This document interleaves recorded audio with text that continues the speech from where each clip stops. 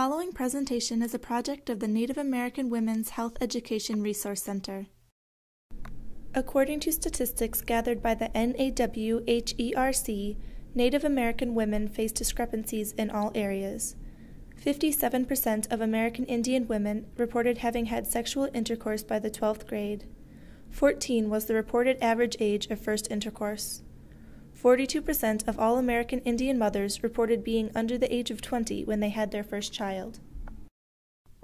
92% of American Indian girls who have had sexual intercourse reported having been forced against their will to have sex.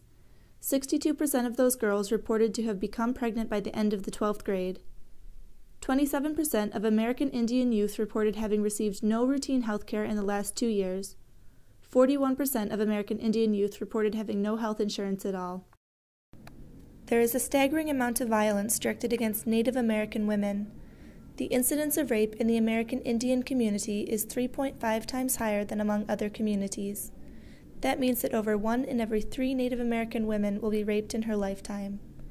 In a recent survey, 44% of Indian Health Service emergency rooms reported not having an accessible protocol or trained personnel in place for sexual assault. For facilities that do not provide services to sexual assault victims, women are required to travel an average distance of 28 miles and some as far as 150 miles to obtain services.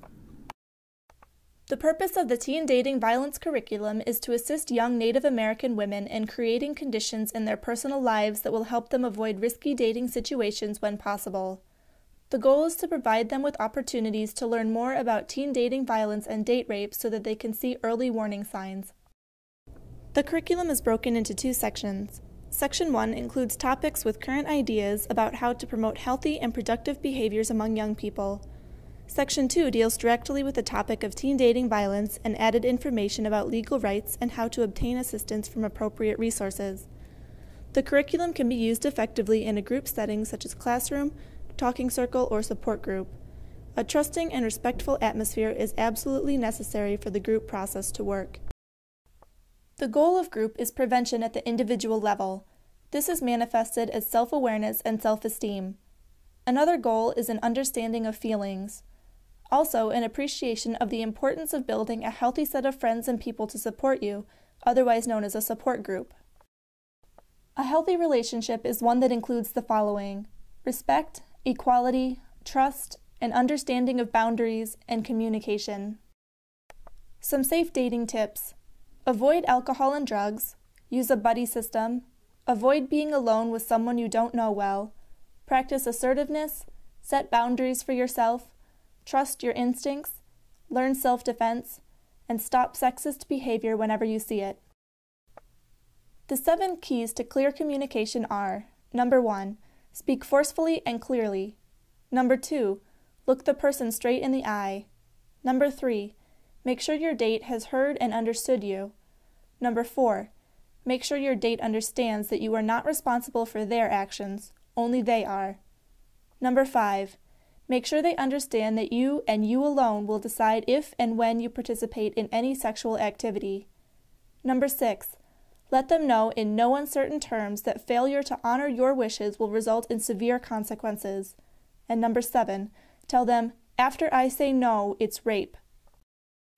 Some definitions. Abuse is the use of power to dominate or control another person. Dating violence is abuse occurring in the context of a dating relationship. Sexual assault is any manner of sexual activity committed against a person's will, whether forced, coerced, or manipulated. Rape is when a person uses any object to commit vaginal, oral, or anal penetration of a victim against their will. Date rape is rape that occurs between 2 parties who are dating. Criminal, civil, or both criminal and civil charges may be filed against a perpetrator on behalf of a teen victim. Most jurisdictions require that persons be at least 18 years of age to sue or be sued. The age of majority is usually established through tribal constitution, code, or statute. In a civil suit, a parent or guardian of a victim who is a minor must take civil legal action on behalf of the minor. For example, Cindy X, the minor victim, would bring suit by and through her parents, Bill and Barbara X, plaintiffs. Likewise, the minor perpetrator of teen dating violence must be sued through his or her parent or guardian. For example, Robert Y., the minor perpetrator, would be sued by and through his parents, John and Stella Y., defendants. There are several different types of civil legal actions. A restraining order or order of protection can be used. Tort or damages can be awarded, along with restitution. Paternity, custody, visitation, and child support are extremely important when there are children involved in the situation. There are challenges that teen victims in particular face during civil cases. There is a risk of disclosure of an incident to parents, guardians, or the community. The minor victim often must testify in court. Then there are other privacy concerns that include the release of medical and/or mental health records and the possibility of revealing prior or subsequent sexual activity. Also, the perpetrator might assert the right to child custody or visitation over his child whose mother is the minor victim. When dealing with the liability of parents or guardians for acts of a minor perpetrator, several things must be kept in mind. Some jurisdictions permit parents or guardians of a minor to be sued as co-defendants. Much depends upon knowledge of the parents or guardians and previous behaviors by minor perpetrator. Whether or not the parent or guardian is responsible is based upon theory of lack of proper supervision. Since tribes do not have criminal jurisdiction over crimes committed by a non-Indian in Indian country, creative civil remedies for non-Indian perpetrators must be found. The term Indian includes members of a federally recognized tribe and Alaska Natives within the boundaries of the United States. It does not include indigenous Canadians, Mexicans, etc.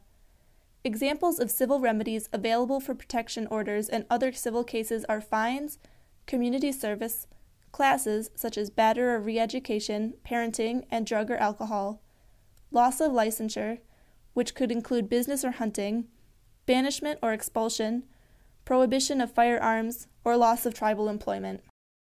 As one might expect when dealing with criminal proceedings, different requirements come into play. Firstly, there is a required report of the incident to law enforcement, and the prosecuting agency for jurisdiction must initiate criminal action against the minor perpetrator. If the perpetrator is a non-Indian, state or federal authorities may prosecute, since tribal courts have no jurisdiction over non-Indian offenders. A criminal case may be held in juvenile or adult court depending on the age of the perpetrator, the seriousness of the charge, and any prior criminal history.